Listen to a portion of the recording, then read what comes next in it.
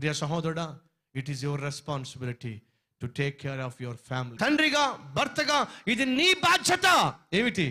నీ ఇంట్లో ఆత్మీయ వాతావరణాన్ని సృష్టించటం, నీ బిడ్డలకు ప్రార్థన ఎలా చేయాలో నేర్పించటం, ఇంటికి వచ్చినప్పుడు కనీసం కుటుంబ ప్రార్థన జరిగే విధంగా చేయటము, అది నీ కనీస బాధ్యత. ఉట్నే చెప్పమాకు, నేను భర్తను కాబట్టి నా మాటే చెల్లిపోవాలి. నిజమే, నువ్వు భర్తవే, ఇంటికి యజమానివే. అయితే అది ఆత్మీయతలో చూపించు, మాటల్లోనూ కొట్టడంలో కాదు, దబాయించడంలోనూ, దౌర్జన్యం చేయడంలోనూ, దాడి చేయడంలో కాదు. నీ అజమాయిషి, నీ యజమాన తత్వం, నీ అధికారం ఆత్మీయతలో చూపించు. యజమానివే, అయితే ఆత్మీయతలో యజమానిగా ఉండు. ఇంటికి పెద్దవే, భర్తవే, అయితే ఆత్మీయ జీవితంలో ఆ రీతిగా జీవించు. నువ్వు భర్తవు కాబట్టి, ఇంటికి ప్రథమమైన వ్యక్తివి కాబట్టి, మరి ఇంట్లో ఆత్మీయ వాతావరణం కల్పించు. నువ్వు, నీ భార్య, నీ బిడ్డ అందరూ కలిసి మోకరించే విధంగా, ప్రార్థించే విధంగా, ప్రభు సన్నిధిలో కనిపించే విధంగా, గోజాడే విధంగా చేయవలసిన బాధ్యత నీది. చెప్పమాకు, నా భార్య చూసుకుంటుందండి. ఏమిటి? నీ భార్య చూసుకోవాల్సింది ఆల్రెడీ చూసుకుంటుంది. ఇంటి పనులు, వంట పనులు, పిల్లల పనులు, స్కూల్స్ అన్నీ ఆమెకు అప్పగించేసి ఆఖరికి ప్రార్థన కూడా మా ఆవిడ చూసుకుంటుంది. మరి నువ్వేం చేసుకుంటావు? మరి తప్పు.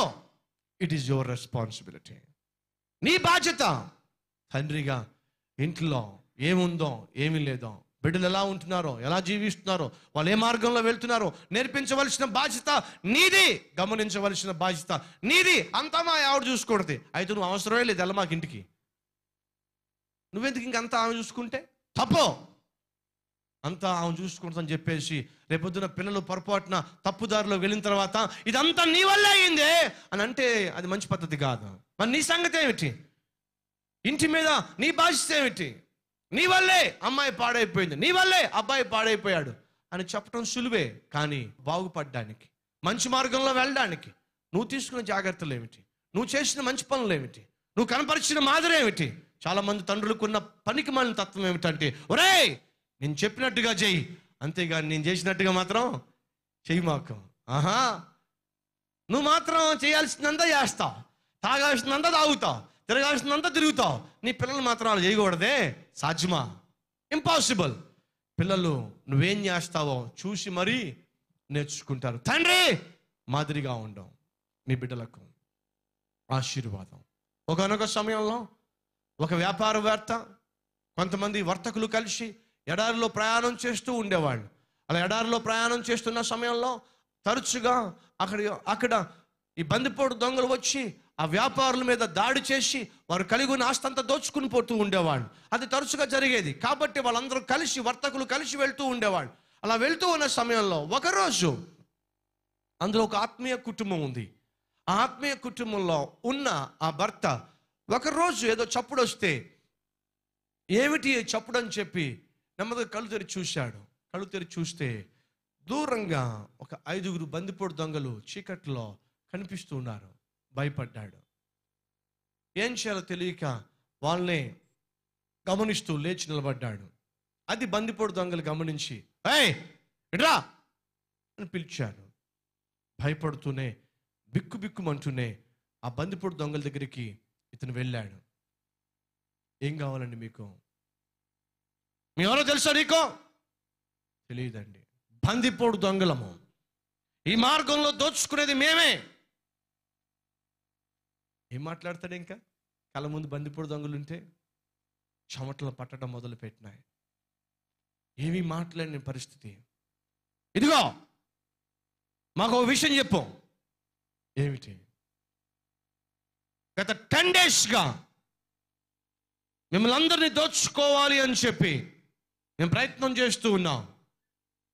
కానీ ప్రతి రాత్రి విచిత్రంగా మీరు వేసుకున్న గుడారాల చుట్టూ ఓ పెద్ద గోడ కడుతున్నారు. అంత సులువుగా, అంత తక్కువ టైంలో మీరు ఎలా గోడ కట్టగలుగుతున్నారు? ఎలా సాధ్యమవుతుంది? ఆ గోడ టెక్నాలజీ ఏమిటో మాకు చెప్పు. కానీ ఈరోజు ఏమైందంటే ఆ గోడకు బేటలు వచ్చినాయి, ఆ గోడకు రంధ్రం పడింది. ఆ రంధ్రంలోంచి మేము లోపలికి రాగలిగాం.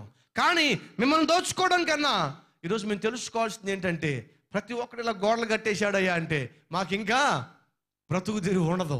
ముందు దీని సంగతి ఏంటో చెప్పు అని అంటా ఉంటే ఆ వర్తకుడు ఒక్కసారిగా ఆకాశం వైపు చూసి అంటున్నాడు, అయ్యా నేను ప్రభువు బిడ్డనయ్యా, ప్రభువు నమ్ముకున్నాను నేను. ప్రతిరోజు ప్రభువా మేము ఎటువంటి సెక్యూరిటీ లేకుండా ఈ ఎడారిలో ప్రయాణం చేస్తున్నాం. బందిపోటు దొంగలు ఎప్పుడైనా వచ్చి మమ్మల్ని అటాక్ చేస్తారు. మాకు నువ్వే కోటగా ఉండు, మా చుట్టూ నువ్వే కోటను నిర్మించు, మా చుట్టూ నువ్వే ప్రాకారము నిర్మించి మాకు ప్రొటెక్షన్ ప్రభువా అని మేము ప్రార్థన చేసేవాడిని అయ్యా. కాబట్టి మా చుట్టూ ప్రభువు ఒక గోడ నిర్మించాడు. అది మేం చేసిన పని కాదు, ప్రభువు చేసిన పని. మమ్మల్ని దోచుకోకుండా ప్రభువు మా చుట్టూ గోడ కట్టాడు. అది సరేనయ్యా, గోడ కట్టాడు బాగానే ఉంది, ప్రభువు కట్టాడు బాగానే ఉంది. మరి ఇవాళ పగిలిపోయింది ఏమిటి, మరి రంధ్రం పడిపోయింది ఏమిటి?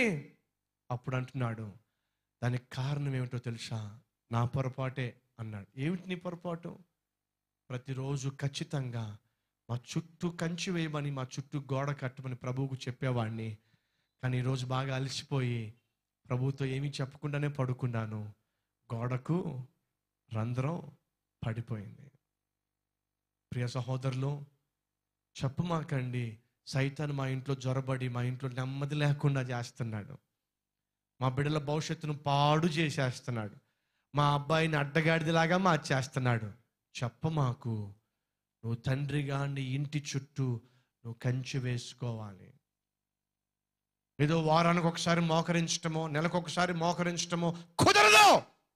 ప్రతిరోజు నువ్వు నీ కుటుంబం మోకరించి ప్రభు సన్నిధిలో కనిపించాలి. జయకరమైన జీవితాన్ని నువ్వు జీవించాలి ఆశపడుతున్నట్లయితే.